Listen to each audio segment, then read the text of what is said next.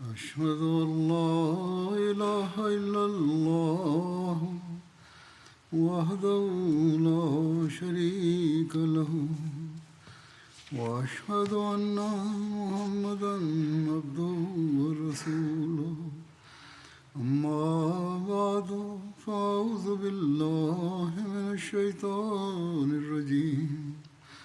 بسم الله الرحمن الرحيم الحمد لله رب العالمين الرحمن الرحيم مالك يوم الدين إياك نعبد وإياك نستعين اهدنا الصراط المستقيم صراط الذين أنعمت عليهم غير المغضوب عليهم ولا الضالين。戦いに関する詳細を話していました。さらなる詳細はですね、これには、殉教したムスリムの数について述べられています。この戦いにおいて2人のムスリムが殉教しました。ハズレット・ハラードでハズレット・ムンゼル・ビン・モハンマドという共有です。そして殺害されたクライザ族、ユダヤ人の部族であるクライザ族の数はいくつかの説があります。イブネ・イスハークという歴史家によりますと600名であり、別の説は700名とし、スヘイリは800から900としています。しかし、イマーム・テルマズィ・イマーム・ナサイは、400名の戦闘員が殺害されたとしています。ハズレット・ミルザ・バシール・ムッサーはこの様々な説を調査した結果、こう記述しています。少なくとも400名前後のこの戦闘員がハズレサードの決定によって処刑されたということです。そして聖なる元者は教友たちに命じて、それぞれ埋葬したということです。反イスラムの学者たちはこの数を大げさに述べてイスラムがどれほど、残酷かということを証明しようとしますが、しかし歴史的事実、史実を念頭に置くと様々な歴史書の結果、400名前後と言われています。そしてそれも戦闘員のみの数であります。そして、それぞれ穴が掘られて埋葬もしたということです。サイヤド・ワカースさんという、現代の、アハマディアの研究者である方によりますと、ラスール・アクラム・ヴユデ・ヒジャースという著書において彼はこう記述しています。クレイザ族、処刑された数を見てみますと、いくつかの問題点が挙げられます。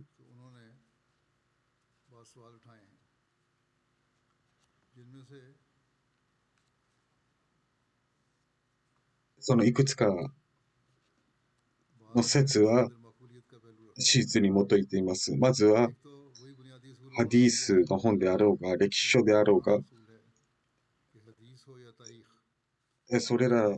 で述べられている伝承というものは信憑性の低いものもあります。ですから盲目的に全ての説を信じることは得策ではありません。そして600から700名の戦闘員が処刑されたといいますが、そして女性や子供たちも合わせてみると5000から6000名の、数に上りますが、そのみんなが縄で縛られてメディナ市内に連行され、2カ所に交流されて、そしてこれほどたくさんの人たちの食料を提供すること、水を提供すること、あるいはお手洗いに連れて行くことになっても非常に困難なものであり、そしてまた一晩で600名の人々を処刑する予定の人たちのために堀を掘ること、そしてハズレット・アリー、ハズレット・ズベールがこれら皆を処刑するということ、そしてこれの伝承が述べられないこと、そしてブハーリーとムスリムにおいて殺害された人の数を述べないということは、これらのすべての事実は、様々ある伝承に着目しなければならず、どの説で、数が大げさに述べられているか見極めなければなりません。聖なる元者サララサラム、そしてムスリムの反ユダヤ感情を煽るために、様々な脚色がなされた可能性が高いです。なぜかというと、ブハーリーで述べられている説によれば、ハズレサードが述べた文言は、戦闘員を処刑せよということだったのです。ですから、他の歴史家たちはこれをどのように訳しかと言っていますと、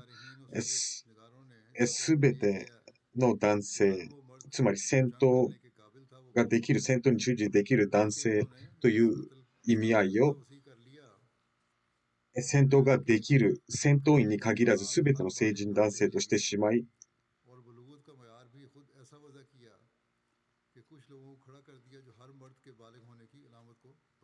そしてこのようにどんどんと数が増えていったというこのような脚色が見られるのです。しかし、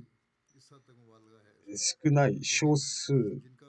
数を少なく述べている説というのは、ムカーテラという言葉の範囲を教義の意味で捉えており、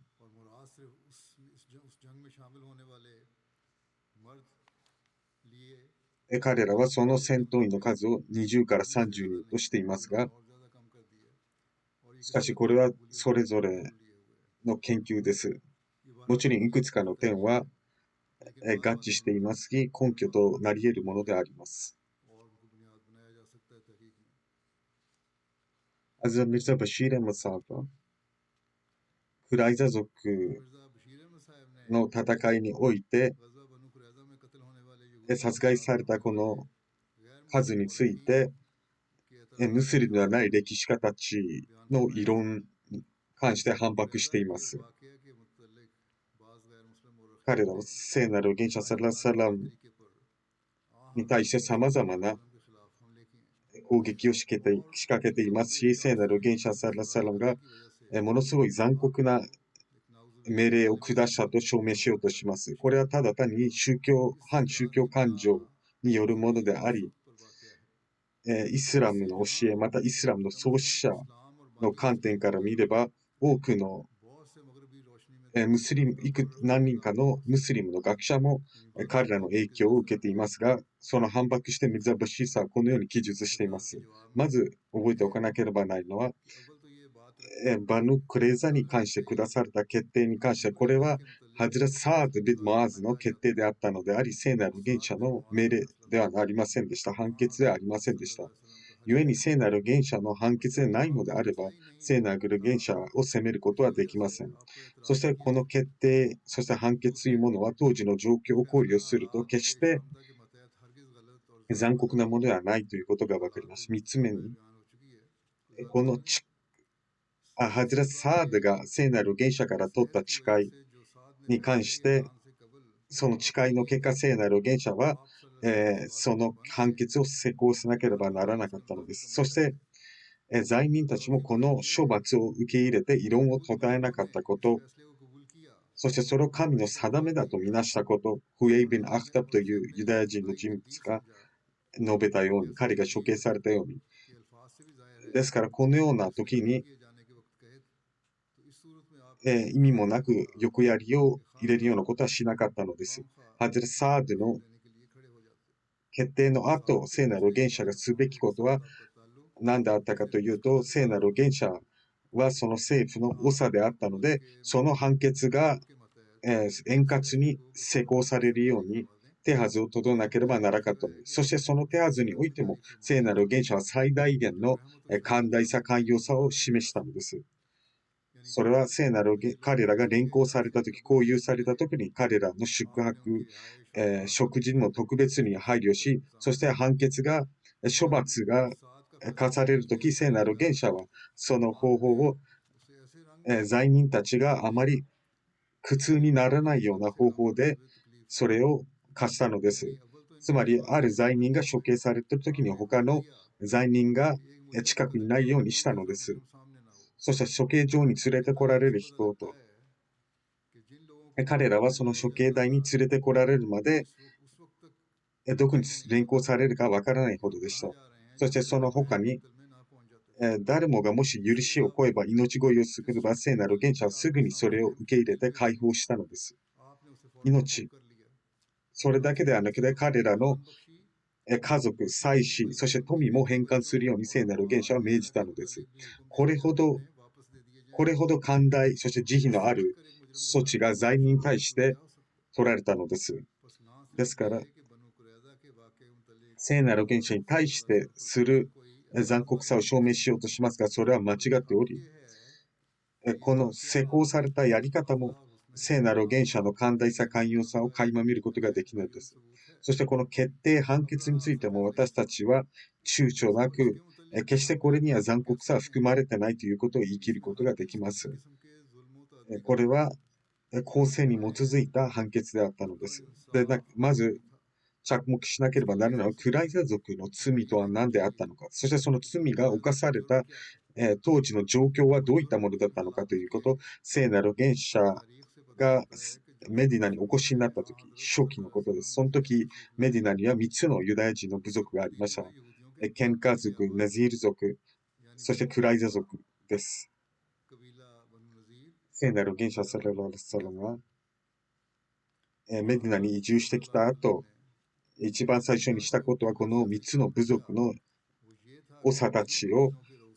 招待して、平和協定を結んだことです。そしてそのいくつかの条項は、ムスリムとユダヤ人は共に仲良くメディナに過ごし、そしてお互いに協力し合いながら、協調し合いながら暮らすこと、お互いの敵対部族に対して関係を持たない、あるいは支援しないということにしたのです。そして、いかなる部族がメディナを攻撃したとき、みんな一丸となってそれに立ち向かうということ。そして、この協定を結ぶ、人物、あるいは部族、そして内乱を起こそうとするのであれば、他の部族たちはそれを止める権利があると。それを抑止する権利があると。そして全てのその手はず、そして問題は聖なる現者の前で提起され、聖なる現象の決定が全て施行されるということです。しかし、それぞれの部族、それぞれの宗教、民族はそれぞれの自分たちの教えに基づいて決定が下されるということでした。何か決定を下す必要があっても、何か問題があっても、それはイスラムの教えではなくて、それぞれの自分たちの宗教の教えに基づいて決定されるということになったのです。これに対してユダヤ人はどのような反応をしたのかというと、まずは、ケン家族がこの協定を一方的に破棄し、協定同盟関係を一方的に保護して、ムスリムに戦争を仕掛けて、ムスリム女性を非常に卑猥な行為をしたのです。そして聖なる原者は、長というこのポジション、その民主的な長というこの地位というものを一方的に離反したのです。しかし彼らはムスリムの前で屈すると聖なる原者は彼らをみんな許したのです。そして、ケン家族をメディナから出ていくこと、そして他の地域で居住することを許したのです。でなければメディナの町の安全を守る必要があったからです。そしてケン家族は自分たちの家族、そして富を持ってメディナを出て行き、他の地域で住むようになったのです。そしてしかしこの出来事から残り2つのユダヤ人の部族は何も学ばなかったのです。彼らはもっとイスラムの像へ湧いていったのです。まだしばらく経ってからナズィール族ですら、このような反乱を始め、まずはカービン・アシュラフというこのズィール族のリーダーが一方的に協定を破棄してクライシュ族、そして他のアラブの諸部族と一緒になって、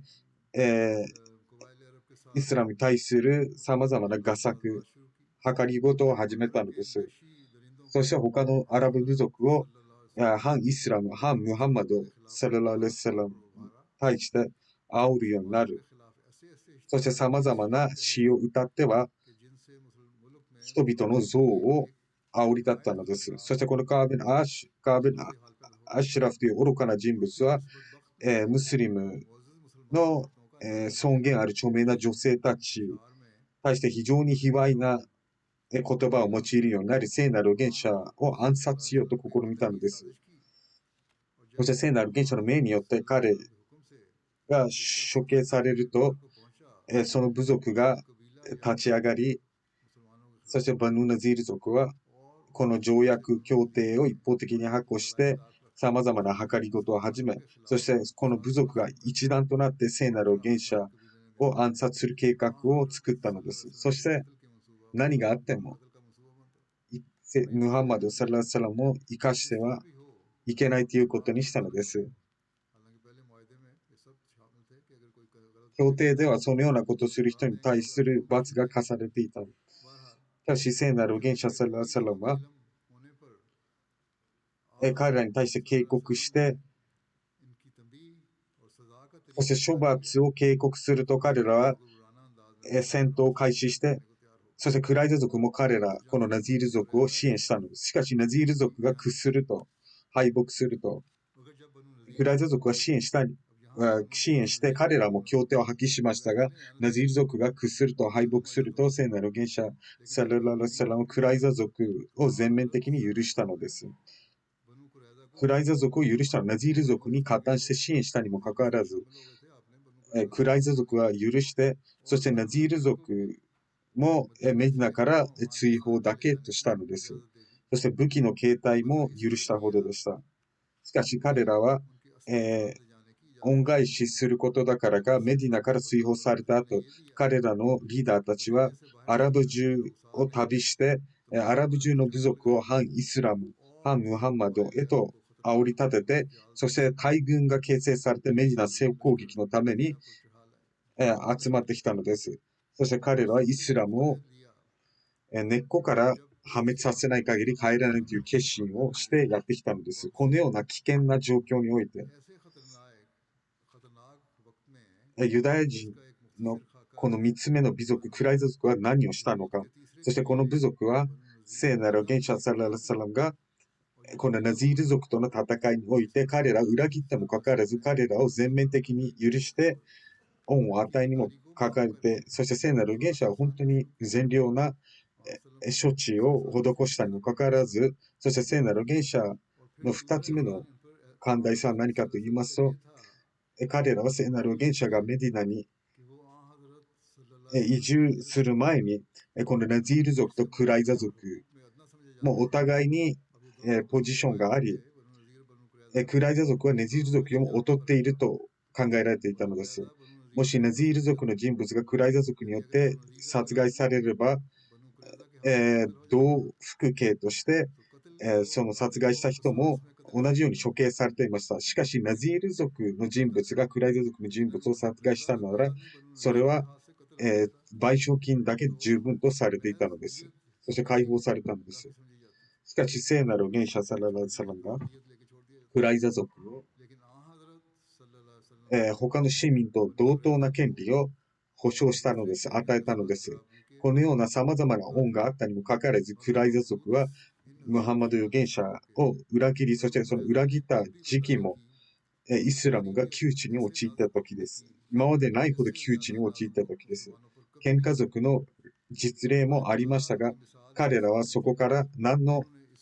学ぶこともなく、何も学ぶことはなく、彼らがしたことは何かというと、彼らは協定を一方的に破棄して、聖なる預言者サラサラムの恩を忘れて、3000人のムスリムが窮地に立たされた四面楚歌の状態でメディナがアラブの諸部族によって包囲されたとき、何もなすすべがなく、彼らは死を目の当たりにしているとき、クライザ族は自分の砦から出て、そして無防備なムスリム女性や子供を襲おうとしたのです。彼らはムスリムを裏切ってその協定を裏切ってイスラムとムハンマド預言者サラサラを破滅させようとしたのです。そしてメディナに来た後、彼らがしたことは、まずは何かというと、ムスリムたちはまずメディナに移住してきた後、彼らを強調することによって彼らを同盟者としたのです。友情を築いたのです。しかしユダヤ人がそれに対したことは何かというと、彼らはその友情を受け入れて、同盟を受け入れて、ムハンマド・サララルサラムも長として認めにはかからず、彼らがしたことはただ裏切り、内乱を画策したのです。そしてこの内乱もし彼らがその成功していたのであれば、ムスリムの命、宗教、富、財産、すべて失われていました。ですから、クライザ族は何か一つの裏切りではなくて、様々な恩知らず、そして不誠実など、内乱、そして破壊工作などを起こったのです。そしてこれらの罪を彼らが犯したのは、とてムスリムが窮地に陥っていた時期でしたのです。そして世界中のどの裁判も公正な決定を下していたでしょう。このような状況において、彼らの処罰は、その彼らに与えられたものの他に何かあったのでしょうか。もちろん3つの処罰を下す。まずは、メディナにおいて交流すること、そしてバヌナズィールやバヌケンカに対してしたようにメディナから追放すること、戦闘員を交流すること、もし公正を尊び考えてみれば当時の状況を考慮しながら、ムスリムにはどの道が残されていたでしょうか。ある敵対した部族を市内に交流することは問題外でした。なぜかというと、この捕虜の宿泊施設の準備、食事を提供することなど、すべてムスリム側が背負わなければならなかったので、このような負担を背負う力は残されていませんでしたし、当時は何か交流所の牢屋があるわけでなかったので、当時の風習は、この捕虜たちは、勝利した側に均等に分配されていたのです。しかし、彼らのような反乱分子を市内の中に交流しておくこと、反乱起こした人を市内に交流していくことは非常に危険なことであり、彼らの陰謀、策略、計りごと、以前していたように交流した後も市内に交流すればそのようになったでしょう。そして彼らは以前自分で全てを自費で賄っていましたが、しかし彼らを市内に交流してそれぞれが管理するのであれば、彼らはムスリムの負担で生活をしながら、このような計りごとは内乱を工作していたでしょう。そしてムスリムの家に入り込む。他にも様々な危険があったのです。ミルザ・バシール・ムサーによりますと、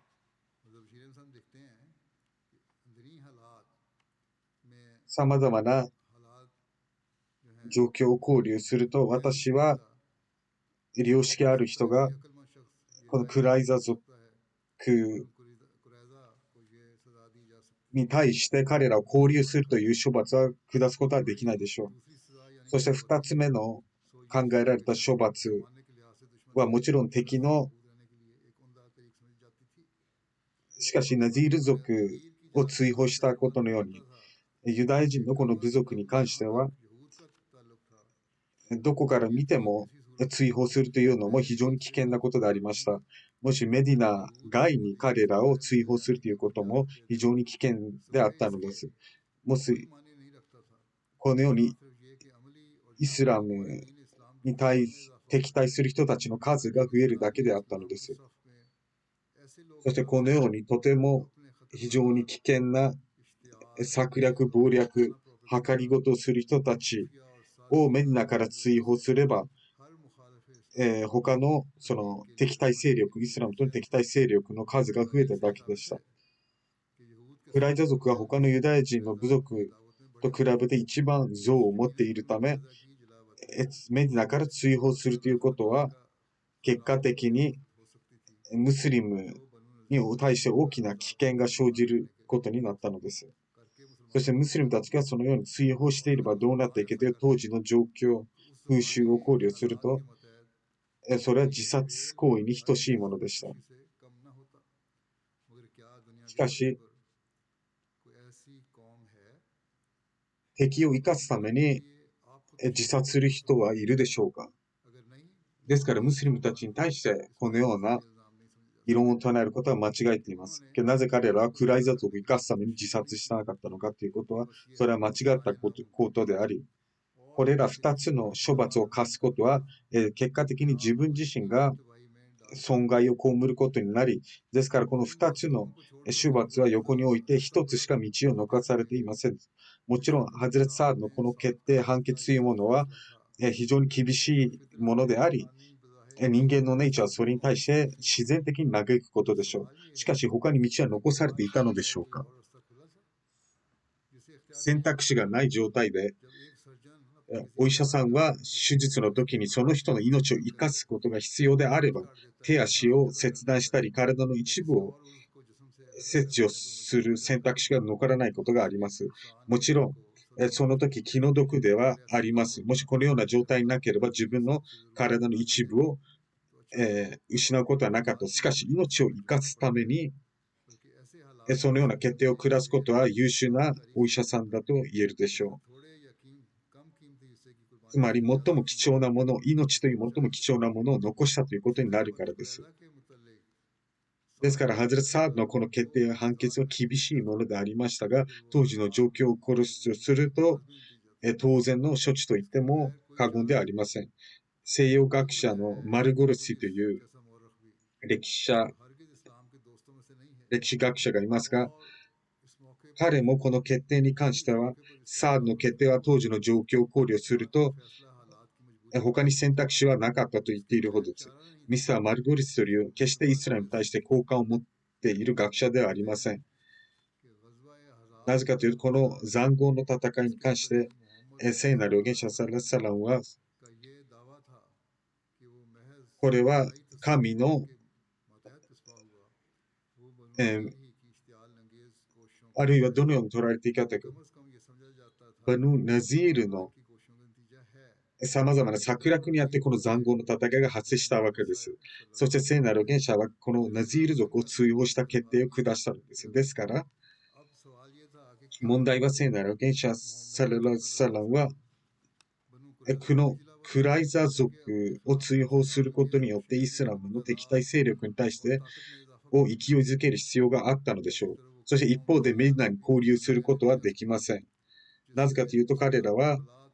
アラブの諸部族、メディナに総攻撃してきたアラブの諸部族を味方したからです。ですから、追放することもできなく、市内に交流することもできなかったのです。ですから、この戦闘員を処刑するという選択肢のほかなかったのです。これは、この西洋学者のマルグリウス氏が述べています。またもう一つ着目しなければならないのは、クライザ族は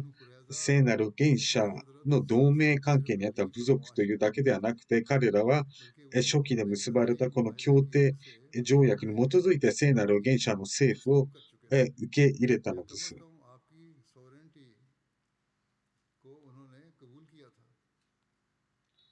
ですから彼らはただ裏切った人、あるいは協定を保護したではなく反逆者であったのです。それも非常に危険な反逆者であり、そして戦争中反逆者の処罰というものはどの法を見てもそれは処刑のほかないのです。もしその時処刑しなければ政府は瓦解してしまいますし、敵対勢力はもっと勢いづくことになるでしょう。このような状況下で、この反逆者たちに慈悲をかけるということは、平和に暮らしたい国の人たちに対する裏切りということになります。ですから、すべての最近の文明社会における政府は、このような状況下における反逆者たちは、それが男性だろうが女性だろうが、処刑を課すでしょう。そして、有識者たちもそれに対して何の異論も唱えることはないでしょう。ですから、この決定というものは非常に公正に基づいたものであり、聖なる元者サラサラは、この決定に関して、聖なる元者、この判決に対して、彼が持っていた寛大さ、寛容さを示すことが大いにはできませんでしたが、ことあるごとに聖なる元者はどのようかにかして助けていました。つまり、一つの部族をハズラサードが判決決定を下したわけですから、それに対して欲やり売りのことができる立場にはいませんでしたが、ユダヤ人たちは聖なる元者を最低者として受け入れることをしなかったので、その恥ずかしさからユダヤ人たちはそれぞれ、命乞いをする権利がありましたが、しかし彼らはその恥ずかしさからそうしなかったのです。なぜかというと、彼らを放置してしまうということは政治的に非常に危険な、状況になってしまうからです。もう一つ着目しなければならないのは、聖なる元者がとユダヤ人の間に結ばれたこの協定の条項の一つは、もし、ユダヤ人に関して何か問題があれば、それはトーラに基づいて判決決定が下されたということです。ですから、この聖なる元者サラサランは、すでに初期からユダヤ人のことはモーセの法に基づいて決定を下していたのです。ですから、このトーラ、ユダヤ人の経典であるトーラを見てみますと、このような罪を犯した人たちに対する処罰というのは、ハズラサートが下したものと同一なのです。なぜかというと、トーラによると、もしどこかの町に戦争しに行くなら、まずは和解を望み、もし彼らが和平を受け入れて扉を開けるのであれば、その町に、この町にいるすべてのものはあなたに対して奉仕をするようになる。もし和平を望まず反撃をしてくるようなのであれば、彼らを包囲して、そしてあなたの神があなたに勝利を与えたとき、あなたに支配を与えたとき、すべての男性に対して、刀で処刑して、女性、子供、あるいは家畜、そしてこの町にある他のものはすべて自分のために奪いなさいというトーラの説があります。ユダヤ人のこの経典の教えは、ただ口だけのものではなく、ユダヤ人たちは常にそれを実践してきました。またもう例を挙げてみれば、イスラエルの部族がマドヤン族と戦闘し、神がモーセに教えたように、そしてすべての男性を殺害して、そしてイビオラカンオスーなど、そしてレバ、彼はマドヤンの5人の王でしたが、彼らを殺害して、そしてバラームのビオルの息子のバラームも殺害して、そしてイスラエルの子孫らは、そのマディアン市内の子供や女性、家畜をすべて支配下に置き、すべての食料も奪い取ったのです。そしてこのすべての戦利品を、すべての捕虜を、捕虜を含むすべてを取り上げて、戦利品、そして強奪、そしてすべてのバニイスラエルの子孫らのところに持っていき、ヤリフというヨルダンの近くにありますが、そこに持ってきましたのです。レビ数記31章7から12節ですから、預言者イエスもイスラエルの子孫らの一人でありましたが、彼らは生きている間、王権を得ることができず、戦争を経験することもなかったのですが、彼らのいくつかの文言から、どのように敵対する部族や人に対してどのような考えを持っていたのか。預言者イエスは敵対者を目の前にしてこう言います。蛇たちよ、蛇の子らよ、あなたは地獄の豪華から逃れられない。つまり人々よ、この毒蛇のようにあなた方は破滅させられるでしょう。しかし私に、あなたに処罰を課す力が与えられない。あなたは神を恐れよ。そして地獄の豪華を恐れて悪事悪行をやめなさい。おそらくそのため、イエスの信望する人たちが実権を握ったとき、彼らはその敵対者たちに対して、このようなイエスの教えを念頭に置いたかもしれません。つまり彼らは破滅させるべき存在であり、そしたらだから彼らを破滅させることに決して躊躇しなかったのです。ですからキリスト教の歴史はそのような実例で溢れ返っています。要約すると、ハザラツ・サードの判決や決定というものは厳しいものであったからもしれませんが、決して不平等なものではなく、公正に基づくものだったのです。そしてこの下された決定に対してムスリムもユダヤ人もそうあるべきであると思い、この決定もトーラに基づいたものだったのです。ですからムスリムたちはユダヤ人の介する処罰はユダヤの教えに基づいてさなければならなかったのです。しかし、どの決定もハズレ聖なる預言者の決定ではなく、ハズレサードのものであったのです。そしてサードが1から10まで全ての責任を負うポジションにいたのです。そして聖なる預言者政府の長としてすべきことは何であるかというと、この判決決定を政府の管理下のもと施行するということだったのです。そして聖なる預言者がどのように施行したのかというと、現代のどれだけ慈悲深い寛容な、政府にとっても模範的なものだったのです。ですからこれが最近のそのイスラムに対して誹謗中傷する人たちに対して答えであり、そして私たちの中にもそれの影響を受けてしまう若者人たちもいます。なぜクライザ族を処刑されなければならなかったのか。それの答えは、そしてそれを元にして、いくつかの批評家は、このパレスチナ人に対していることはそれも許されるべきものですと唱える人もいます。しかし、今、この状況は何の類似性もない。当時の状況と今のこの状況というのは全く違うものであり、女性や子供たちもパレスチナでは殺害されていますが、これらはすべてムスリムのせいです。ムスリムたちは自分の利益を追い求める限り連帯をなくしたのです。どうか神様が彼らに理解を与えるように。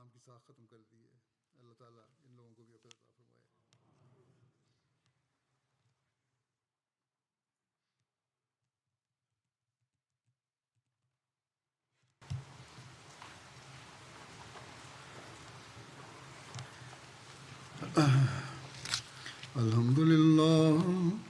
الحمد لله نحمده ونستعينه ونستغفره ونؤمن به ونتوكل عليه ونعوذ بالله من شرور أنفسنا ومن سيئات أعمالنا من يهده الله فلا مضل له ومن يضلل فلا هادي له ونشهد أن لا إله إلا الله ونشهد أن محمدا عبده ورسوله عباد الله رحمكم الله إن الله يأمر بالعدل والإحسان